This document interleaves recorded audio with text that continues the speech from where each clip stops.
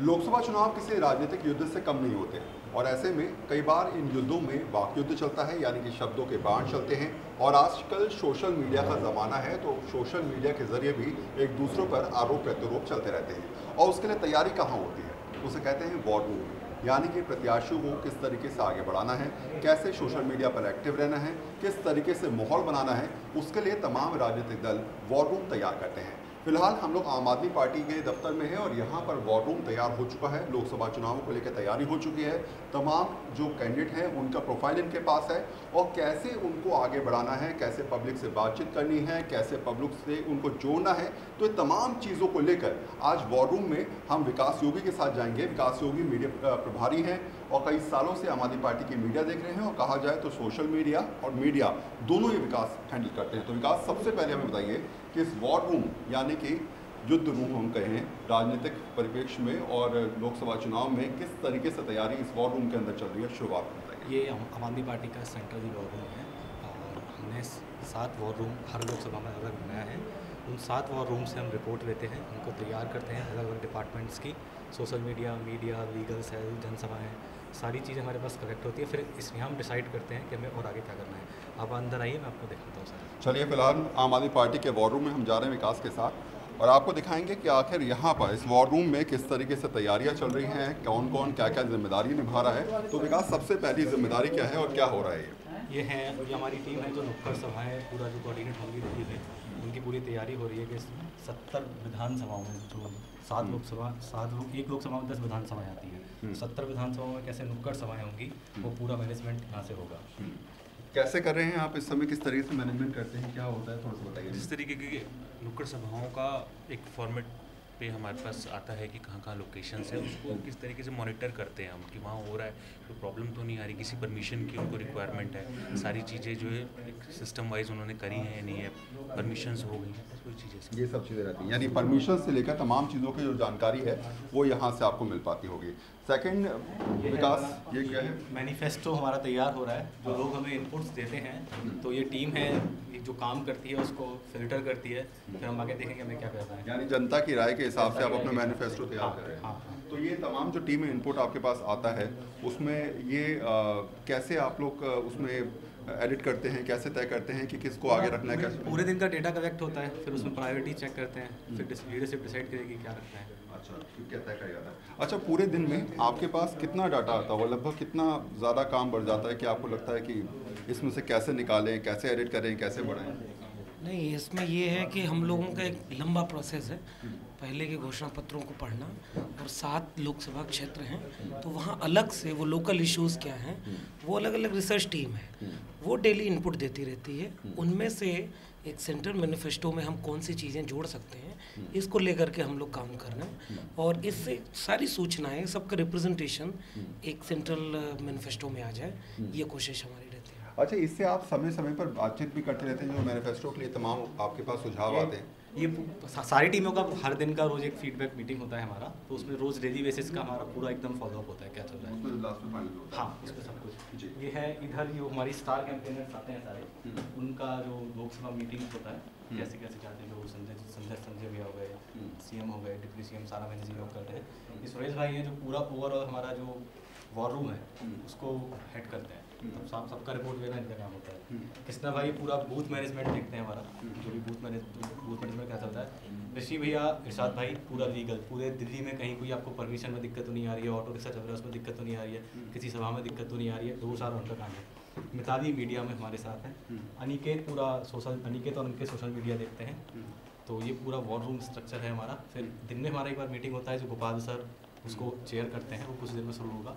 पूरे दिन का फीडबैक हमको उनको देना होता है और कल हमें क्या करना है, आज पूरे दिन हमारा क्या प्लान रहा, ये सारा उसमें डिसाइड करें। मैं अपने कैमरामैन से कहूँ कि एक बार वो फिर से इस टीम को दिखाएं और आपको समझाएं कि किस तरीके से तमाम लोग अपनी फील्ड में माहिर हैं और यहाँ पर अपनी माहिरता के अनुसार चीज़ों को लोगों के सामने रखते नजर आते हैं, वो पार्टी के लिए काम भी कर रहे हैं। एक चीज़ हो रहा है, ये सारे के सारे अपने एरिया के प्रोफेशनल्स हैं, कोई इंजीनियर है, कोई डॉक्टर है, कोई पीएचडी कर रहा है, ये और हमने उसी तरीके से टीम को डिवाइड किया, जो जिसमें बेस्ट है वो उसमें काम करेगा।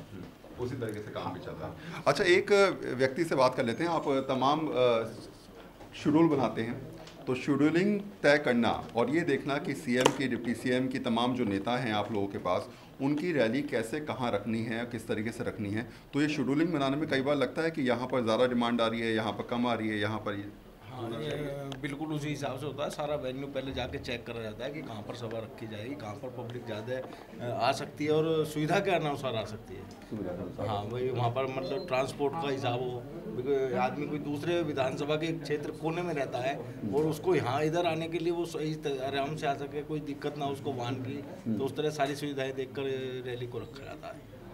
अच्छा, फिलहाल मैं देख रहा हूँ जनता से सीएम के वादे, ये आप देखेंगे मोबाइल पर चल रहा है और यहाँ पर जो वादे किए गए हैं उनकी लिस्ट यहाँ पर तैयार की जा रही है कि कितने वादे हमने पूरे करे, कितने नहीं करे। इसमें लिखा है कि हाई क्लास सरकारी स्कूल बनाएंगे, इसके अलावा सरकारी स्कूलों में शिक्षा का स्तर सुधारेंगे। तो ये तमाम वो वादे हैं जो आम आदमी पार्टी ने अपने कार्यकाल में पूरे करे हैं और ये वादे जनता के बीच कैसे पहुँचाएँ, कैसे उनको समझाएँ कि पिछले 4.5 साल में 4 साल में लगातार जो सरकार ने काम किया है उसके अनुसार अगर आप वोट देते हैं, उस आधार पर आप वोट देते हैं तो निश्चित तौर पे हम लोग भी बेहतर काम कर सकते हैं। ये रणनीति रहती है। क्यों सर, गलत तो नहीं कर? नहीं, ये रणनीति रहती है, यही रहता है। हाँ जी। तो आप और हमने सर्वे कराया था, 82% आदमी एग्री किया है इसमें। अच्छा, 82%। और ये सर्वे कितने लोगों में रहा होगा? लगभग 750 लोगों। अच्छा, तो ये सर्वे इस तरीके से निकल के आया। एक चीज़ और, जो नमो टीवी पे हमने शिकायत की है, जो वो ऋषि भैया वो करके आए थे कंप्लेंट, अच्छा, तो उस पर प्रोसेस उन्हीं का इनिशिएट था।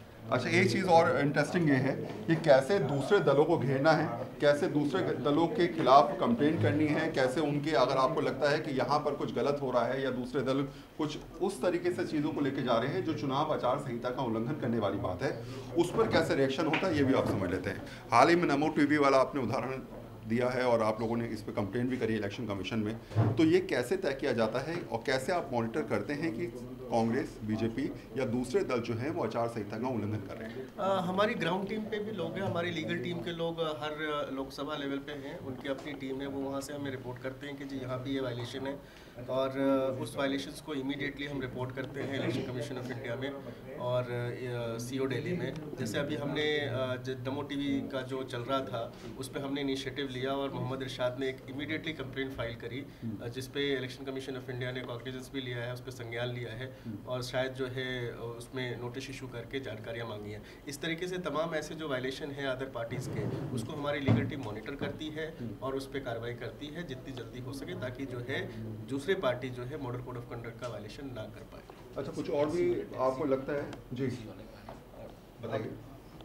टैक्सी वाला है ना जो इशू था पब्लिक सर्विस, इसमें प्रधानमंत्री के पोस्टर्स लगे हुए थे, वो इशू भी उसकी हमने कंप्लेंट की थी बट अभी तक उन्होंने कोई कार्रवाई नहीं की और धड़ल्ले से टैक्सियाँ चल रही दिल्ली के लगातार चल रहा है। तो चलिए, ये यानी मॉनिटरिंग, मैंने पहले भी कहा कि पहले से तय करना कि आखिर किस तरीके से कंप्लेंट करनी है, पहले से ये देखना कि आखिर किस तरीके से माहौल चल रहा है और राजनीतिक दलों को कैसे इस टेक्निकल वे में घेरना है वो भी समझाया जाता है। एक सोशल मीडिया का रोल बहुत बड़ा है, यानी अनिकेत है और ये पूरा ट्विटर पे नज़र रखते हैं कि कहाँ से फेक न्यूज़, भाजपा वाले तो माहिर है फेक न्यूज़ चलाने में, तो अनिकेत उसमें बहुत बड़ा रोल निभाते हैं, फेक न्यूज़ देखना, उसको काउंटर करना। तो अनिकेत ज़्यादा अच्छे से बता पाएंगे क्या। तो अनिकेत, सोशल मीडिया का माहौल है और सोशल मीडिया पे इस समय कहा जाए तो अगर चुनाव जीतने हैं तो आप अगर मीडिया और सोशल मीडिया पे हावी हो गए या आगे बढ़ गए तो आप 70-80% चुनाव अपने पक्ष में कर लेते हैं, ये टेक्निकल युग में कहा जाता है। तो क्या ये मान के, क्योंकि आम आदमी पार्टी टेक्निकली बहुत साउंड मानी जाती है और सोशल मीडिया पे सबसे एक्टिव पार्टी मानी जाती है, तो कितना अहम रोल रहता है लोकसभा चुनावों के तहत आप इस समय आपके हिसाब से? डेफिनेटली जो ग्राउंड पे जो भी एक्टिविटी चल रही है वो अगर सिंक्ड है सोशल मीडिया पे, जो कुछ भी सोशल मीडिया पे जा रहा है, जो कुछ भी है whatsoever is going on in social media, तो वो अगर सिंक में दिख रहा है तो अल्टीमेटली पार्टी का जो भी मैसेज है वो कन्वे हो रहा है और जो भी हमारा कैंपेन है उसका पर्पस फुलफिल हो रहा है। और किस तरीके से आप लोग सोशल मीडिया पे ये डिसाइड करते हैं कि हमें अब कैंपेन किस तरीके से चलाना है और किस कैंपेन को आगे बढ़ाना है और कौन से राजनीतिक दल पे कैसे हमें हावी होना है? देखिए, हम लोग की ना डेली जो हमारी कोर टीम है सोशल मीडिया की, उसकी एक कॉन कॉल होती है। हम लोग कॉन कॉल जो भी पहले दिन में हुआ, जो कुछ भी ट्रेंडिंग टॉपिक्स रहे उन पे एक डिस्कशन कर लेते हैं और पार्टी जैसा भी हमें बताती है कि हाँ ये अपडेट्स हैं, इस पर अब देख लो तुम लोग को क्या करना है, तो हम उस हिसाब से कॉल ले लेते हैं और पार्टी को कन्वे कर देते हैं कि हम ये करने वाले हैं। और कई बार ऐसा भी होता है कि हम मतलब बताने की ज़रूरत भी नहीं पड़ती है और वो चीज़ें अपने आप से चल निकलती हैं। तो और मतलब कुछ ना कुछ हमें मुद्दा, ये लोग कुछ ना कुछ ऐसी गलती करते ही हैं कि जो फिर हमें फीडर मिल जाता है और फिर हम वो उससे। क्या नाम है आपका?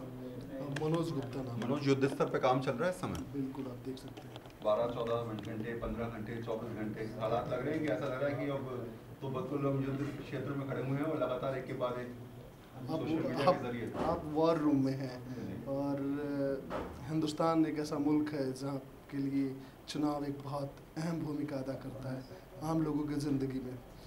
और ये जो चुनावी प्रक्रिया का जो दौर होता है, जो वक्त होता है, वो एक युद्ध की तरह ही होता है और हम सब युद्ध में अपनी भूमिका के साथ हैं। तो यानी साफ है कि अगर आप चारों तरफ नजर डालेंगे तो आपको हर तरफ अलग अलग क्षेत्र के माहिर नजर आएंगे, कैसे दूसरे दलों पर हावी होना ये समझने की यहाँ पर कोशिश की जाती है और उसके तहत स्ट्रैटेजी भी तैयार की जाती है। विकास से आखिरी क्वेश्चन में कर लेता हूँ। विकास, आप जिस तरीके से माहौल आपका वॉर रूम में चल रहा है, साफ लग रहा है कि आप लोग पूरी तरीके से कोशिश ये कर रहे हैं कि इस बार के लोकसभा चुनाव में आम आदमी पार्टी पहले से भी ज़्यादा अच्छे प्रदर्शन करे और लीड करे। तो ऐसे में ये जो टीम आपने तैयार कर रखी है और आप खुद, आपको लगता है कि ये वॉर रूम बहुत इंपॉर्टेंट रोल अदा करेगा अगले इस बार के लोकसभा चुनाव में? बिल्कुल, ये war room important role play कर रहा है और हम सबकी मेहनत से दीजिए कि हम 7 सीटें जीतने वाले हैं 100%। तो हमने आपको दिखाया कि आम आदमी पार्टी का वॉर रूम कैसा था, आपने बीजेपी और कांग्रेस का वॉर रूम भी देखा। यानी साफ है कि जो राजनीतिक दल लगातार कोशिश करते थे पहले पब्लिक के बीच में जाकर अपनी बातों को रखने में, वो काम तो अब भी हो रहा है, लेकिन वॉर रूम से उस बात को इफेक्टिवली और साथ साथ टेक्निकली ज़्यादा जाहिर करने का प्रचार प्रसार दोनों चलता हुआ नजर भी आ रहा है। कैमरामैन रफीक के साथ वरुण सिन्हा, न्यूज़ 24 दिल्ली।